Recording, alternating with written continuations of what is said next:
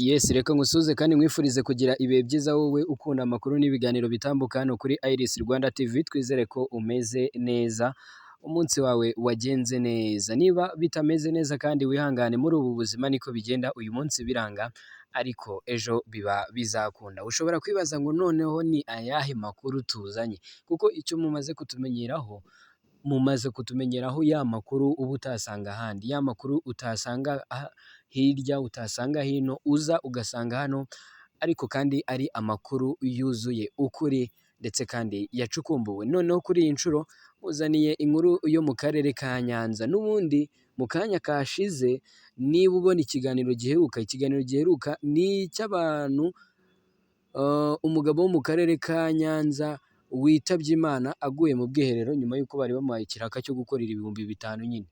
Ibihumbi bitanu, telefone yaguye mu bwiherero, baramubwira bati jyamo uyituzanire, nako niwe wishese aravuga ati jyewe nayibazanira mumpe bitanu, barabimwemerera birangira yitabye Imana. Iyo nkuru yari yo mu karere ka Nyanza. Kuri iyi nshuro rero muri ako karere ka Nyanza uyu munsi sinzi ibintu byaharamukiye, haratangazwa amakuru y'umugabo wafashwe ari kwiha akabyizi k'umugore wundi, mon cher ami. Ibi bintu byo noneho iyi nkuru yo ndayivugaho ne, iyi nkuru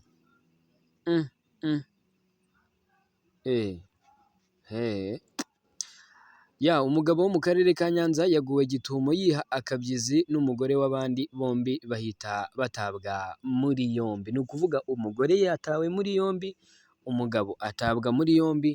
Noneho njyewe ikintu ngiye kukubwira ni nayo mpamvu, ariko reka mbanze mbasabe, ari abantu mumaze iminsi turababona, mumaze iminsi ufunguye ikiganiro cyacu, ukimara kugifungura uragiye, mu by'ukuri ntunarebye n'iminota 5, kandi mu by'ukuri hari ibyo tuba twashyize inyuma biguteganyirijwe. Usibye n'ibyo kandi, kugira ngo tugire ubushobozi bwo kugukorera ibiganiro wumva wifuza twajya tugukorera, byose bituruka ku nkunga uba waduhaye.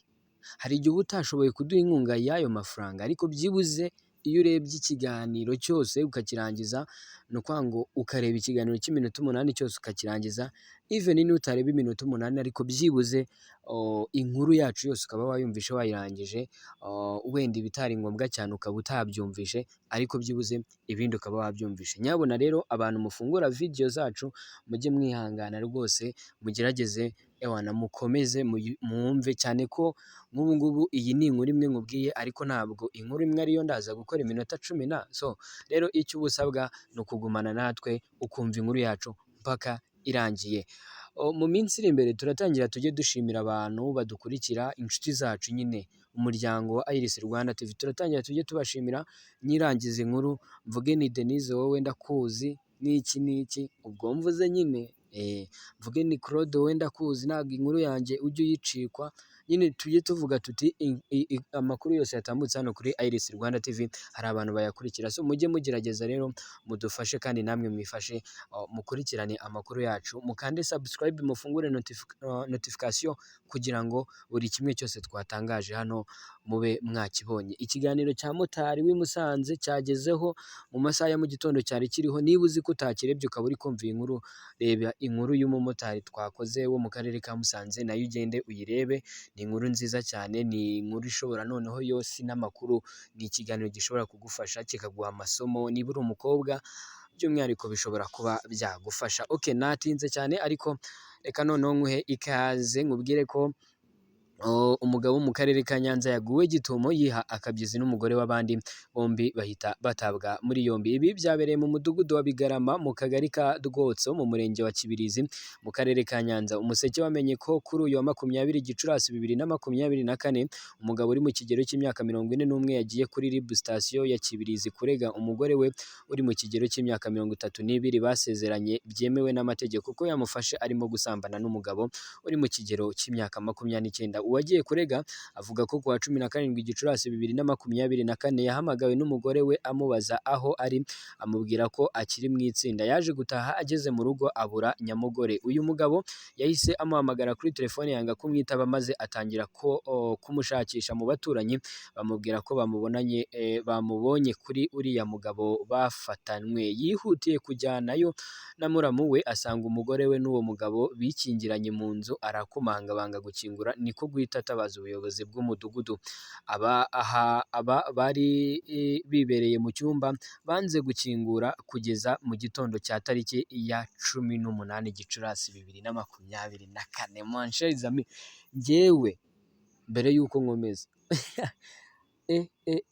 ariko abagabo ibaze ufashe umugore wawe none ku itariki ya 20, ni ukuvuga ngo wenda tubare ubimenye ku itariki ya 20 uyu munsi nimugoroba mu masaha nyine nk'aya ngaya, ugiye kumureba banze kubakingurira kandi babumvishe uwo ni umugore wawe wanze kugukingurira, wenda umugabo we wundi bari kumwe, reka twere kumurenganya, banze kubakingurira baraheza burinda bucya bararanyemo. Ega agasuzuguro!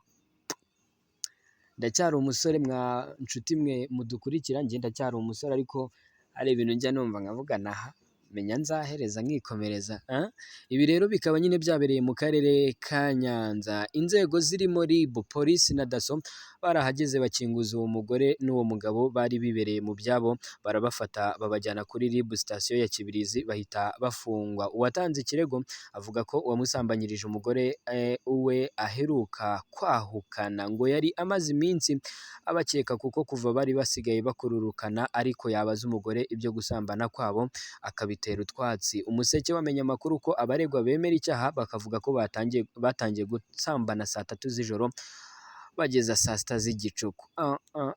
Mana nyagasani, bavuga ko nyuma bumvise abantu barimo guhondagura urugi banga gukingura kugira ngo batabagirira nabi, kandi bemera ko bari basanzwe basambana. Urwego rw'igihugu rw'ubugenzacyaha RIB rukomeje iperereza kuri aya makuru kugira ngo hatangazwe byinshi bijya mbere kuri iyi nkuru, ariko ni ukuri ibi bintu biba bibabaje pe, ibi bintu biba bibabaje, ugasanga ufite umugore, uba warashatse umugore, uba warashatse dayimoni, uba warashatse, ibaze umugore kuva ku isaha y'isaa 3, reka tuvuge nyine ari gusambana n'umugabo utari uwe, abizi neza ko umugabo we yabimenye ari ku muryango, nta no kumuvugisha, nta no kumubwira ati mbabarira mugabo mwiza dutahe.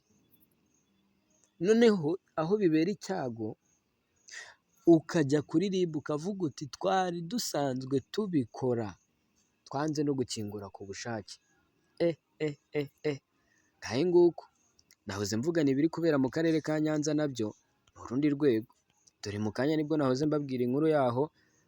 Hanyuma mugure bando zanyu mu kanya, naho nabwo mbafitiye andi makuru ndaza kubagezaho yo mu karere ka Nyamasheke. Ndaza kubabwira kandi inkuru ya wa mugabo, hari umugabo nigeze kubabwira umaze imyaka 23 yarihishe mu mwobo kubera nyine gukora jenoside. Mufitiye amakuru mashyashya kuri we, mfite verisiyo nshyashya.